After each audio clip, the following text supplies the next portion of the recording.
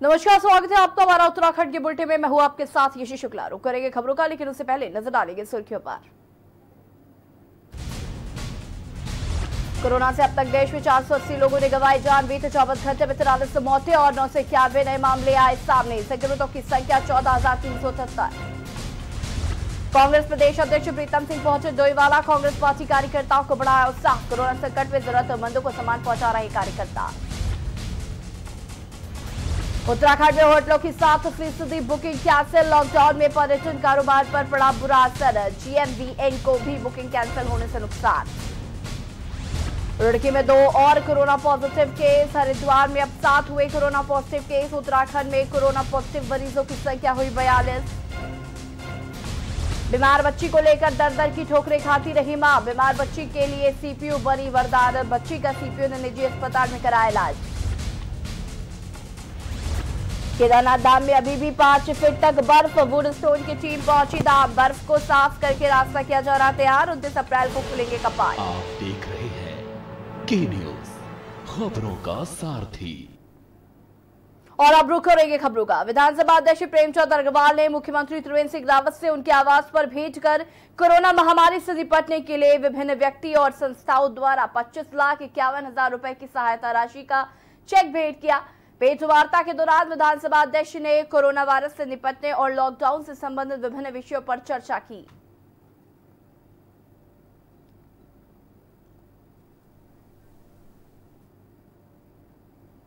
और बड़ी खबर आपको बता दें, कांग्रेस प्रदेश अध्यक्ष प्रीतम सिंह पहुंचे डोईवाला। आपको बता दें कि कांग्रेस पार्टी कार्यकर्ताओं का बढ़ाया उत्साह। कोरोना संकट में जरूरतमंदों को सामान पहुंचा रहे हैं कार्यकर्ता। बड़ी खबर डोईवाला से आपको बता रहे हैं।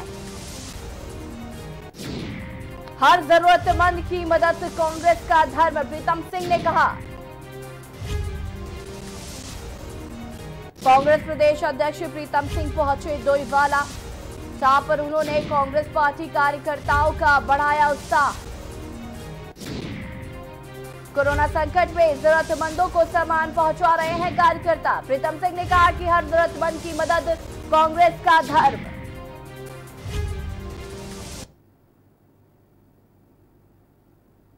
अध्यक्ष प्रीतम सिंह आज डोईवाला में पहुंचे। उन्होंने अपने कार्यकर्ताओं का उत्साह बढ़ाया, क्योंकि कांग्रेस के तमाम कार्यकर्ता जो हैं अपने स्तर से जो जरूरतमंद लोग हैं उन तक खाद्यान्न सामग्री पहुंचा रहे हैं, क्योंकि कोरोना वायरस एक महामारी है और इससे बचने का एक ही उपाय है कि आप लोग घर पर रहें। तो कांग्रेस के अध्यक्ष प्रीतम सिंह जी ने यहाँ पर लोगों से अपील यही की है कि आप लोग अगर घर पर रहेंगे तो बहुत जल्दी हम कोरोना को खत्म कर लेंगे। साथ ही उन्होंने भारतीय जनता पार्टी सरकार को भी एक सीख दी है कि अगर आपको जनसेवा करनी है तो आप फील्ड में उतरिए, क्योंकि जिस तरह से राजनीति अब होने लग गई है सामग्री को लेकर, वो कहीं ना कहीं प्रीतम सिंह जी ने उस पर नाराजगी जताई। उन्होंने कहा कि हर मानव की सेवा करना इस आपदा की घड़ी में एक धर्म होना चाहिए, हमें पार्टी नहीं देखनी है। तो हम भी कह सकते हैं कि आज प्रीतम सिंह जब डोईवाला पहुंचे उन्होंने अपने कार्यकर्ताओं को उत्साह बढ़ाया, क्योंकि कांग्रेस के कार्यकर्ता अपने स्तर से खाद्यान्न सामग्री लोगों तक पहुँचा पा रहे हैं। राजकुमार, के न्यूज, डोईवाला। और अगली बड़ी खबर उत्तराखंड से आपको बता दें, जहां पर होटलों की 60% बुकिंग कैंसिल कर दी गई है। लॉकडाउन में पर्यटन कारोबार पर पड़ा है बुरा असर। उत्तराखंड में होटलों की 60% बुकिंग कैंसिल कर दी गई है। लॉकडाउन में पर्यटन कारोबार पर पड़ा है बुरा असर। चमोली में 30%, हरिद्वार में 60%, बागेश्वर में 90%, मसूरी में 50%, ऋषिकेश में 60%, उत्तरकाशी में 80% बुकिंग कैंसिल कर दी गई है। नैनीताल में 80 करोड़, तो वहीं रुद्रप्रयाग में भी करोड़ों का नुकसान हुआ। आपको बता दें कि लैंसडाउन में 7 करोड़ के पर्यटन कारोबार पर पड़ा है असर। जीएमवीएन को भी बुकिंग कैंसिल होने से भारी नुकसान का सामना करना पड़ रहा है। बड़ी खबर आपको बता रहे हैं, उत्तराखंड में होटलों की 60% बुकिंग कैंसिल हो गई है। वायरस के कारण और लॉकडाउन के कारण जो पर्यटक हैं, जो तीर्थाटन करने वाले लोग हैं, उनका आगमन पूर्णतः निषेध है।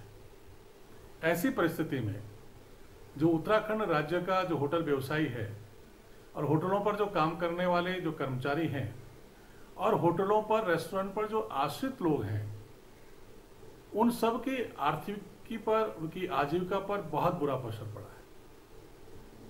ये सारे विषय राज्य सरकार और माननीय मुख्यमंत्री जी के संज्ञान में है, क्योंकि पूरा राज्य ही नहीं पूरा देश आर्थिक संकट से गुजर रहा है और इस आर्थिक संकट के समय सभी लोगों को धैर्य से संयम से काम लेना है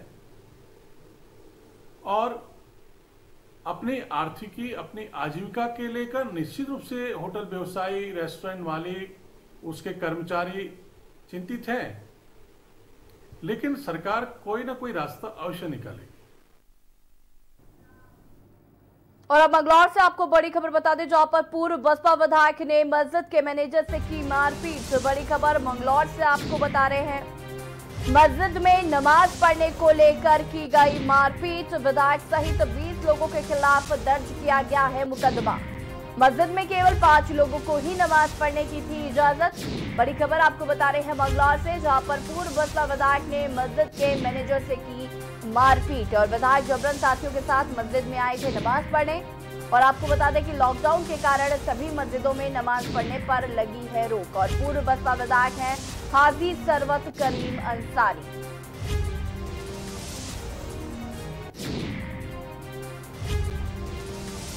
बड़ी खबर मंगलौर से आपको बता रहे हैं, जहां पर पूर्व बसपा विधायक ने मस्जिद के मैनेजर से की मारपीट। मस्जिद में नमाज पढ़ने को लेकर पूर्व बसपा के विधायक ने की मारपीट। विधायक सहित 20 लोगों के खिलाफ मुकदमा दर्ज कर लिया गया है। आपको बता दें कि मस्जिद में केवल 5 लोगों को ही नमाज पढ़ने की थी इजाजत,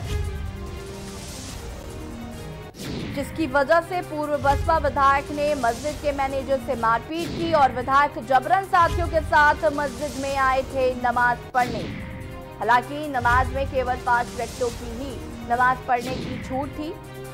और आपको बता दें कि पूर्व बसपा विधायक हैं हाजी सरवत करीम अंसारी।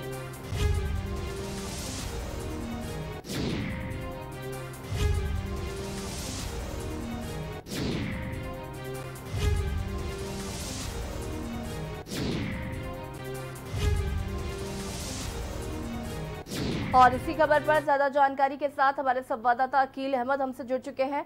अकील, सबसे पहले तो आपसे पूरा मामला जानना चाहेंगे।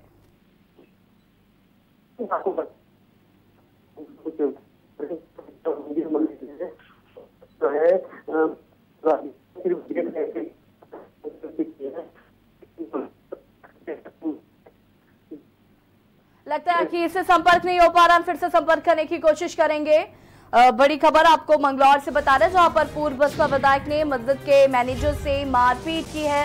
मस्जिद में नमाज पढ़ने को लेकर मारपीट की गई पूर्व बसपा विधायक द्वारा। विधायक सहित 20 लोगों के खिलाफ मुकदमा दर्ज कर लिया गया है। आपको बता दें कि मस्जिद में केवल 5 लोगों को ही नमाज पढ़ने की इजाजत थी। और अब रुड़की से आपको बड़ी खबर बता दें, रुड़की में 2 और मिले हैं कोरोना पॉजिटिव केस और हरिद्वार में अब 7 हो गए हैं कोरोना पॉजिटिव केस। बड़ी खबर आपको बता रहे हैं, रुड़की में 2 और मिले हैं कोरोना पॉजिटिव केस और हरिद्वार में अब 7 हो गई है कोरोना मरीजों की संख्या। उत्तराखंड में कोरोना पॉजिटिव मरीजों की संख्या 42 हो गई है। भगवानपुर में मिले पॉजिटिव केस से संबंधित है एक महिला। और आपको बता दें कि दूसरा केस हाथरस के रहने वाले व्यक्ति का है। ऋषिकेश से हाथरस जाते हुए रुड़की में क्वारंटाइन किया गया था। मरीजों को कोविड-19 हॉस्पिटल में किया जा रहा है शिफ्ट। कोविड-19 हॉस्पिटल में इलाज के लिए शिफ्ट किया जा रहा है। बड़ी खबर बता रहे हैं आपको, रुड़की में 2 और मिले हैं कोरोना पॉजिटिव केस। हरिद्वार में अब 7 हुई है कोरोना पॉजिटिव केस की संख्या। उत्तराखंड में कोरोना पॉजिटिव मरीजों की संख्या अब 42 हो गई है। और भगवानपुर में मिले पॉजिटिव केस से संबंधित है एक महिला।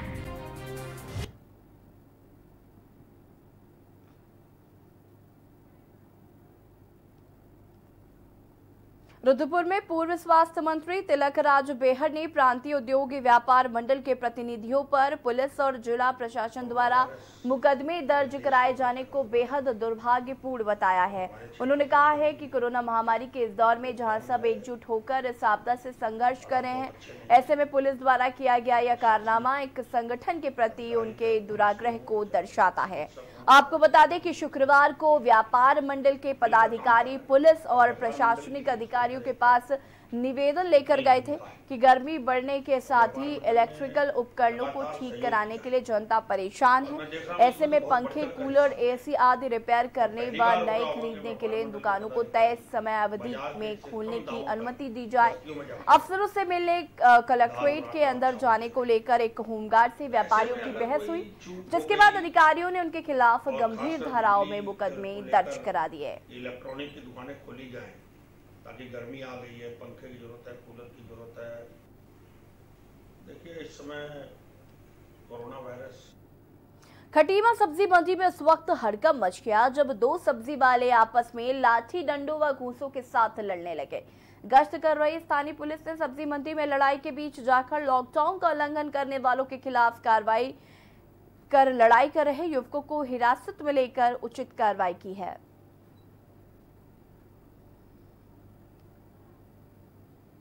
आपस में 2-3 लोगों के द्वारा झगड़े की सूचना मिली थी तो तुरंत ही मौके पर पहुंचे थे और तीनों लोगों को यहाँ कोतवाली लाए हैं। इसमें नियमानुसार वैधानिक कार्रवाई की जा रही है। नोवल कोरोना वायरस संक्रमण के मद्देनजर जनपद पिथौरागढ़ में जिला मुख्यालय में निर्माणाधीन बेस्ट चिकित्सालय भवन को आइसोलेशन वार्ड के तौर पर तैयार किया गया है। वहीं जिलाधिकारी डॉक्टर विजय कुमार जोगदड़े द्वारा कार्यदायी संस्था, चिकित्सा व स्वास्थ्य विभाग व विभिन्न विभाग के अधिकारियों के साथ इसका स्थलीय निरीक्षण किया गया। निरीक्षण के दौरान जिलाधिकारी ने कहा कि कोरोना महामारी के मद्देनजर जिले में जो भी संदिग्ध कोरोना मरीज होंगे उन्हें आवश्यकता पड़ने पर यहां रखा जाएगा। कार्यदायी संस्था ब्रेडकुल के द्वारा 2 ब्लॉक कुल 200 बेड क्षमता के लिए तैयार कर लिए गए हैं। तीसरे ब्लॉक का कार्य भी गतिमान है।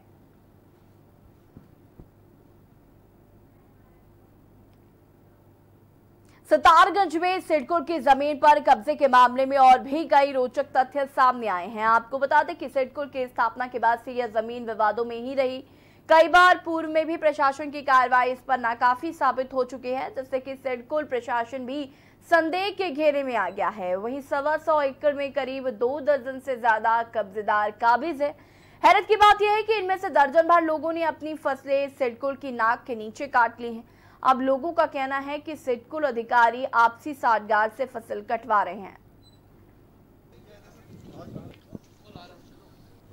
लेकिन दुर्भाग्यवश जो हमारी मशीन आई थी उसमें कुछ तकनीकी खराबी आ गई है और जैसे ही वो सही हो जाती है तो मशीन यहाँ पे गेहूँ कटाई का कार्य शुरू करा दी। अगर कहीं कटी होगी उसमें, क्योंकि पहले भी एफआईआर दर्ज थी और उसके बाद जो ये लोग काटते हैं तो उनके खिलाफ कार्रवाई।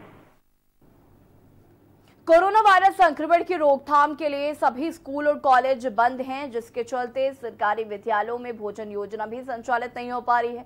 ऐसे में राजकीय शिक्षक संघ पिथौरागढ़ ने अपनी जन सहायतार्थ मुहिम के तहत सरकारी स्कूलों में अध्ययन गरीब व निर्धन परिवारों के बच्चों को अपनी तरफ से पौष्टिक आहार उपलब्ध कराने का अभियान शुरू किया है। अभियान की शुरुआत जीआईसी एस्कोट प्राथमिक विद्यालय, एस्कोट माध्यमिक विद्यालय खोलिया गांव के स्कूली बच्चों को पौष्टिक आहार सामग्री वितरित की है। राजकीय शिक्षक संघ के जिलाध्यक्ष गोविंद भंडारी ने बताया कि शिक्षक समुदाय इस कठिन समय में बच्चों और उनके परिजनों के साथ है और वो इस बड़ी चुनौती का मिलकर सामना करेंगे।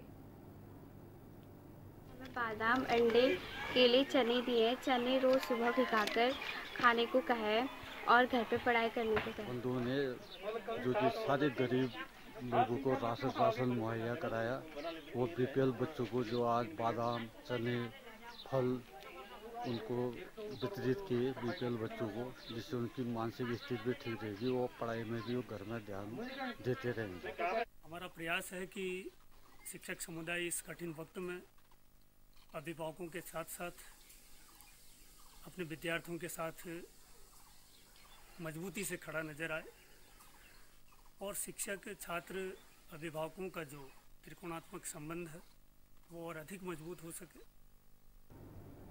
कोरोना वायरस के संक्रमण के बाद भी अस्पतालों से लोगों की भीड़ हटने का नाम नहीं ले रही है। बता दें कि रुद्रपुर के जवाहरलाल नेहरू जिला अस्पताल में इन दिनों बच्चों को टीका लगाने वाली महिलाओं की भीड़ जुटी हुई है, लेकिन अस्पताल में तैनात एएनएम दीपा जोशी लोगों को लाइन में लगाकर सोशल डिस्टेंस का पालन करवा रही हैं, जिसके बाद वो टीकाकरण का काम शुरू करती हैं। साथ ही लोगों को कोरोना वायरस के बारे में जानकारी भी देती हैं। एएनएम दीपा जोशी ने बताया कि अस्पताल में टीकाकरण का कार्य किया जा रहा है। रोजाना सुबह से लेकर दोपहर तक 150 से अधिक बच्चों का टीकाकरण किया जा रहा है।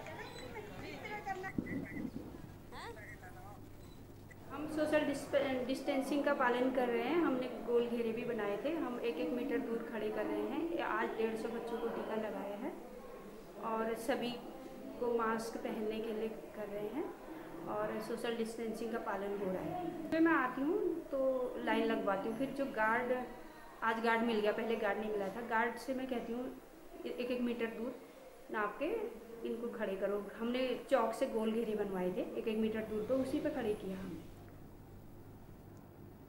रुद्रप्रयाग जिला मुख्यालय में सोशल डिस्टेंसिंग की खुलेआम धज्जियां उड़ाई जा रही हैं। जहां लॉकडाउन के नियमों का पालन नहीं किया जा रहा, तो वहीं ये सब पुलिस के जवानों की मौजूदगी में हो रहा है। आपको बता दें कि मुख्यालय के नए बस अड्डे पर घरेलू गैस सिलेंडर का वितरण किया गया, जहां पर लॉकडाउन के सारे नियमों को तोड़ते हुए एक साथ जनता की भारी भीड़ उमड़ पड़ी और किसी ने भी सोशल डिस्टेंसिंग का पालन नहीं किया। मौके पर मौजूद लोगों की माने तो बाद में पुलिस के जवानों ने जनता के बीच दूरी बनाई और हल्का बल प्रयोग भी किया। जागरूक लोगों का कहना है कि कुछ लोग सोशल डिस्टेंसिंग को समझने को तैयार नहीं है। ऐसे लोगों के खिलाफ कार्रवाई होनी चाहिए।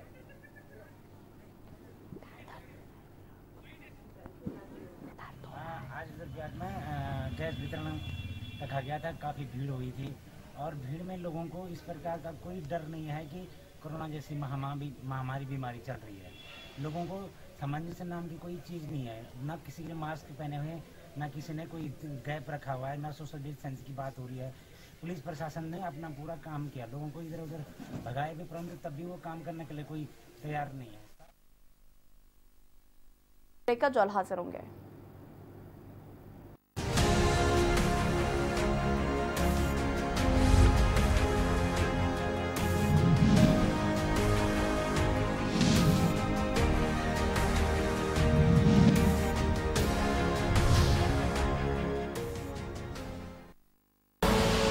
आप देख रहे हैं के न्यूज, खबरों का सारथी। 125 वर्षों के विश्वास का रिश्ता है हमारा। 10,986 शाखाएं, 13,284 एटीएम और 12,943 बैंक मित्रों ने भरोसे के इस रिश्ते को एक सूत्र में बांधा है। 1 लाख बैंकर आपके भरोसे को बनाए रखने के लिए प्रतिदिन कार्यरत है। 17 करोड़ खाता धारकों के अटूट रिश्ते के विश्वास का प्रतीक हैं हम। देश का दूसरा सबसे बड़ा सार्वजनिक क्षेत्र का बैंक हैं हम। आइए आज 126वें स्थापना दिवस पर हम एक साथ मिलकर कोविड-19 से लड़कर जीतने का संकल्प करें।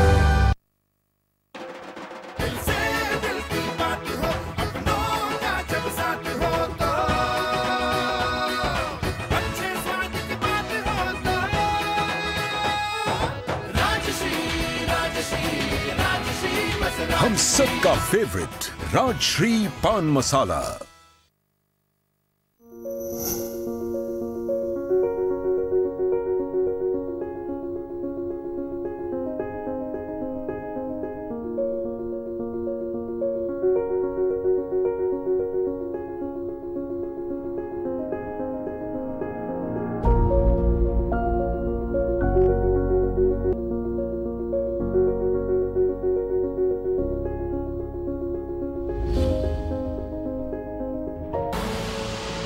देख रहे हैं के न्यूज, खबरों का सारथी।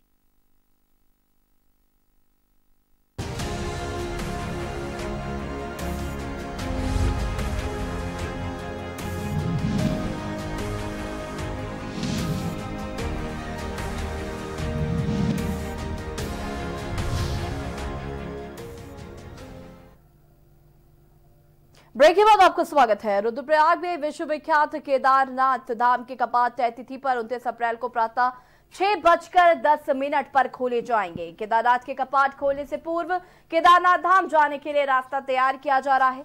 1.5 माह से बर्फ साफ करने में जुटे मजदूरों की टीम केदारनाथ पहुंची। केदारनाथ धाम में अभी भी 5 फीट तक बर्फ है, जिसे हटाने में वुड स्टोन कंपनी के मजदूरों की टीम जुटी हुई है। शीतकाल में केदारनाथ धाम में जमकर बर्फबारी हुई थी और केदारनाथ में सभी पैदल मार्ग बर्फ से ढक गए थे। जबकि संचार, विद्युत और जल आपूर्ति भी बाधित हो गई थी।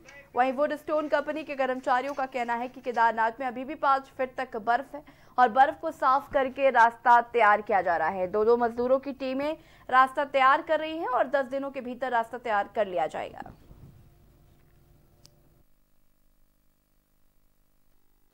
श्री केदारनाथ धाम में अभी इस टाइम 4.5 से 5 फीट तक की बर्फ है, जिसको हटाने का वुड स्टोन कंस्ट्रक्शन कंपनी को टास्क मिला है और हम यहाँ से अभी बर्फ हटाते हुए नीचे रुद्रा पॉइंट की तरफ के लिए जा रहे हैं। और जो हमारी नीचे रास्ते में एक और टीम लगी हुई है वो भैरव नाले के ग्लेशियर तक पहुँच चुकी है। तो अगले 10 दिन में हम यहाँ पे जो बर्फ हटाने का कार्य है लगभग पूरा रास्ता हमारा थ्रू आउट हो जाएगा। बाजपुर विधानसभा क्षेत्र सुल्तानपुर पट्टी में एक चीतल जंगल से भटक कर आ गया और चीतल को देखकर कुत्तों का झुंड उस पर झपट पड़ा और उसे घायल कर दिया। लोगों ने किसी तरह चीतल को बचाया और जिसके बाद लोगों ने चीतल को पकड़कर बांध दिया और मामले की सूचना चौकी इंचार्ज अनिल जोशी को दी गई। अनिल जोशी ने घायल चीतल को पशु चिकित्सालय लाए, लेकिन डॉक्टर न मिलने की वजह से उसे पशु चिकित्सालय ले गए, जहां उसकी मौत हो गई। पशु चिकित्सक ने बताया कि चीतल सदमे व डर की वजह से मर गया है।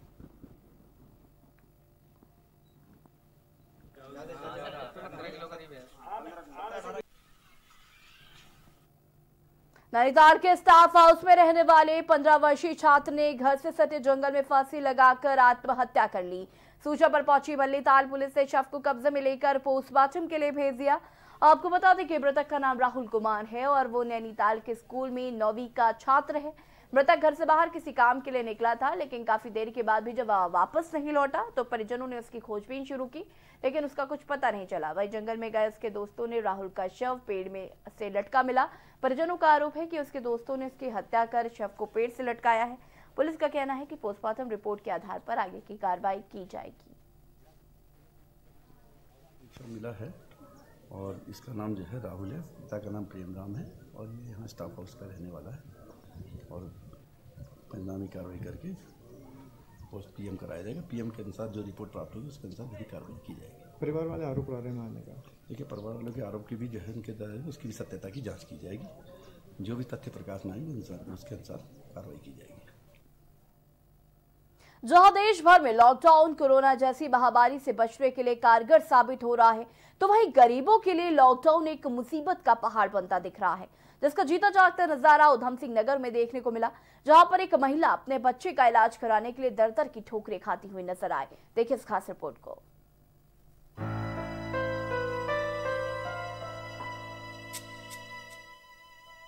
उधम सिंह नगर में इस लॉकडाउन में एक ऐसा मामला सामने आया है जिसे सुनकर हर कोई सन्न रह सकता है। जहां लॉकडाउन का एक ऐसा दस्तक देखने को मिला जहां रुद्रपुर की रहने वाली एक मां अपनी दुधमुही बीमार बच्ची को गोद में लिए इलाज कराने के लिए भटक रही थी, क्योंकि इनके पास अब पैसे खत्म हो गए थे।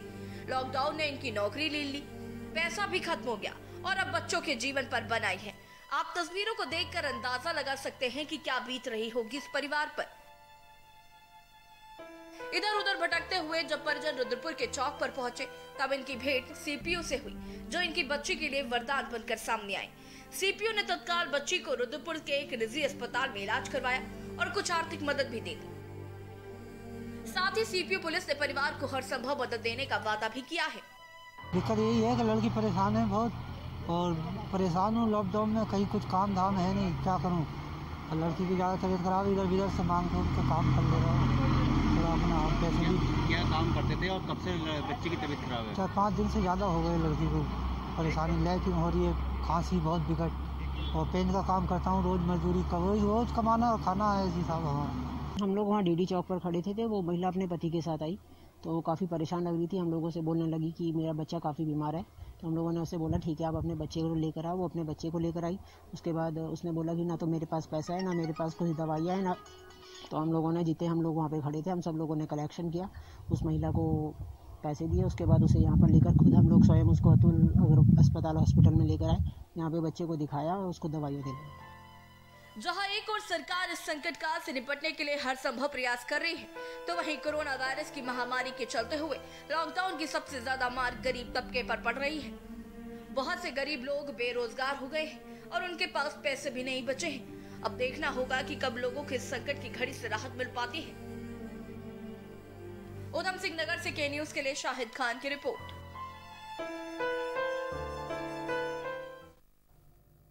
और उत्तराखंड के बुलेटिन में फिलहाल इतना ही। देखते रहिए के न्यूज इंडिया। नमस्कार।